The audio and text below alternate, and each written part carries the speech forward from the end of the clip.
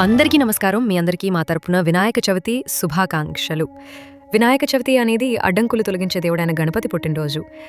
ఈ రోజు మనం గణపతిని పూజిస్తే మన జీవితంలో ఉన్న అడ్డంకులు తొలగిపోతాయని విశ్వాసం. అందుకే ఈ రోజున ప్రతి ఇల్లు, ప్రతి వీధి గణపతి విగ్రహాలతో కాంతులీనిపోతుంది.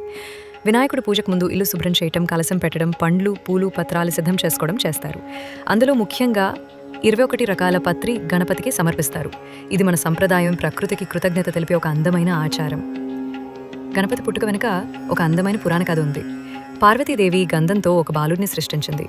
ఆ బాలుడే గణపతి. శివుడు బయట నుంచి వచ్చి లోపలికి వెళ్లాలని ప్రయత్నించగా ఆ బాలుడు అడ్డుకున్నాడు. కోపం వచ్చిన శివుడు ఆ బాలుడి తలను నరికివేశాడు. దీన్ని చూసిన పార్వతీదేవి విచారంతో విలపించగా శివుడు గజముఖం తలతో ఆ బాలుడిని మళ్లీ జీవింపచేశాడు. అప్పటి నుంచి ఆయన వినాయకుడు విఘ్నేశ్వరుడు అయ్యాడు. ఈరోజు ప్రతి ఇంటిలో గణపతిని పూజించి ఉండ్రాలు వడ్డిస్తారు. వీధి వీధి గణపతి మండపాలు, సాంస్కృతిక కార్యక్రమాలు, భక్తుల నినాదాలు అన్నీ కలిపి వినాయక చవితి పండుగను ఒక విశేషమైన అనుభూతిగా మార్చేస్తాయి. ఈ వినాయక చవితి మీ జీవితంలో ఆనందం, ఆరోగ్యం, ఐశ్వర్యం కలగాలని మనసారా కోరుకుంటున్నాం.